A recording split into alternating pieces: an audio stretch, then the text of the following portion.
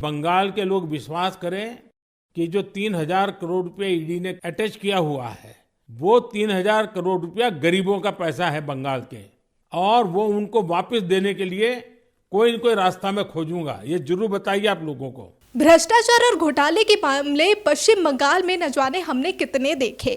हमने देखा कि करोड़ों की संपत्ति भी जब्त हुई। पार्थ चटर्जी के यहाँ से भी करोड़ों संपत्ति जो जब्त हुई थी, सभी आश्चर्यचकित हो गए थे कि आखिर इतनी संपत्ति, इतने घोटाले। और उसके बाद जो टीएमसी के दर्जनों नेता मंत्री एक के बाद एक गिरफ्तार होते गए। कई घोटाले यहाँ पर सामने आए। जो बंगाल है, बंगाल में भ्रष्टाचार और घोटाला का केंद्र बनकर रह गया और बीजेपी लगातार हमलावर होती नजर आई। लेकिन आपके मन में भी ये सवाल जरूर आता होगा कि जो ईडी सीबीआई जो इतने पैसे जो जब्त कर रही है, तो आखिर इन पैसों का क्या होता है? ये पैसे कहाँ जाते हैं?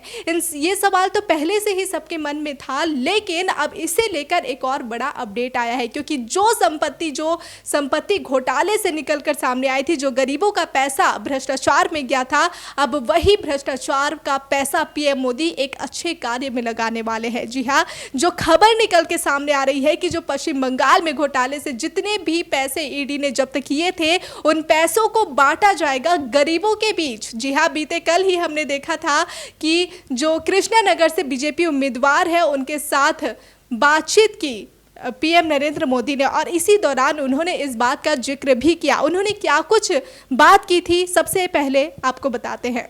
भारतीय जनता पार्टी की अगुवाई वाली केंद्र सरकार अब ईडी यानी प्रवर्तन निदेशालय की तरफ से अटैच की गई राशि को गरीबों में बांटने की तैयारी कर रही है। खबर है कि प्रधानमंत्री नरेंद्र मोदी का कहना है कि पश्चिम बंगाल में ईडी की तरफ से अटैच की गई राशि को गरीबों में बांटने की दिशा में काम किया जा रहा है। हाल ही में उन्होंने कृष्णानगर सीट से पार्टी प्रत्याशी राजमाता अमृता रॉय से फोन पर बात की है। रॉय तृणमूल कांग्रेस उम्मीदवार महुआ मोइत्रा के खिलाफ चुनाव लड़ने जा रही है। रॉय के साथ फोन पर हुई बातचीत के दौरान पीएम मोदी ने इस संबंध में कानूनी रास्ते खोजने की बात कही है। उन्होंने कहा कि जिन गरीबों का रुपया लूटा गया है, वो उन भ्रष्टाचारियों की संपत्ति और राशि के जरिए उन तक वापस पहुंच जाए जिन्हें ईडी ने अटैच किया है।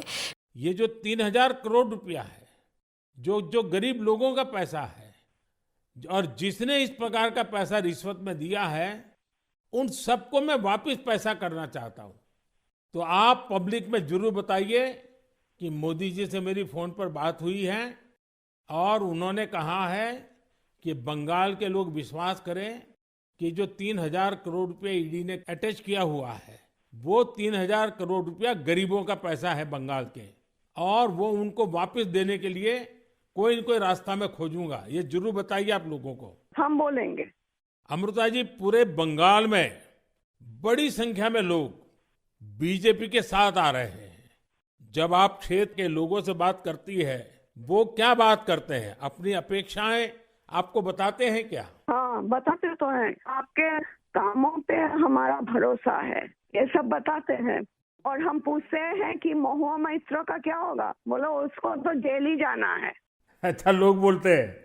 हाँ जी। अच्छा, ये मोदी की गारंटी को लेकर आपके लोकसभा के क्षेत्र में लोगों तक बात पहुंची है? हाँ हाँ, हम तो बोले हैं। तो बोला मोदी जी की तरह हमारा भी गारंटी है, हम जरूर कोशिश करेंगे आपका सेवा में आने का। अमृता जी, मुझे बहुत अच्छा लगा आपसे बात कर करके, और मुझे विश्वास है कि आप विजयी होकर के आपके परिवार की जो बंगाल की सेवा करने की परंपरा रही है, उस परंपरा को आप आगे बढ़ाएगी। आपने चांस दिया है, उसलिए हम आभारी हैं। आपने ये चांस मुझे सौंपा है।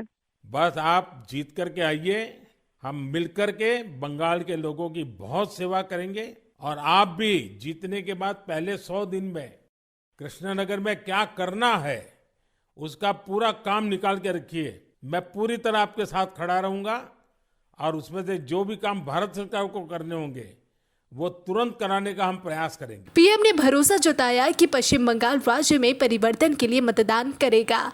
भाजपा ने लोकसभा चुनाव 2024 में राज्य में 30 से ज्यादा सीटें जीतने का लक्ष्य रखा है। पीएम मोदी का कहना है कि एक और जहां भाजपा देश से भ्रष्टाचार को उखाड़ फेंकने की दिशा में काम कर रही है, वहीं दूसरी तरफ सभी भ्रष्टाचारी एक दूसरे को बचवाने के लिए साथ आ गए हैं। फरवरी में भी पीएम मोदी ने गरीबों की लूट को लेकर कांग्रेस पर निशाना साधा था। उन्होंने कहा था कि यूपीए कार्यकाल के दौरान जांच एजेंसियों का इस्तेमाल सिर्फ राजनीतिक मतलब के लिए किया जाता था। मैं इस पर कुछ प्रकाश डालता हूँ।